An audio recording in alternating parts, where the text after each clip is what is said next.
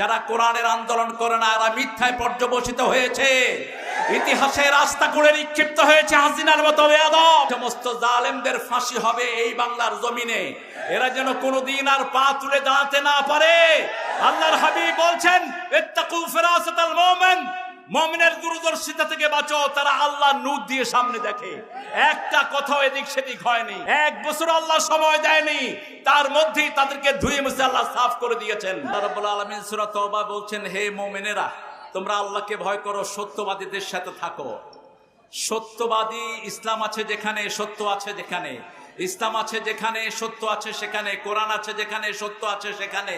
যারা কোরআনের আন্দোলন করে না এরা মিথ্যায় পর্যবসিত হয়েছে, ইতিহাসে রাস্তা করে নিক্ষিপ্ত হয়েছে হাসিনার মতো বেয়াদব। যারা সাইদি সাহেবের সাথে বেয়াদবি করেছে একটাও বাঁচে নেই। উনি এক বছরও সময় দেননি। তিনি বলেছিলেন, আমাকে যদি শহীদ করা হয়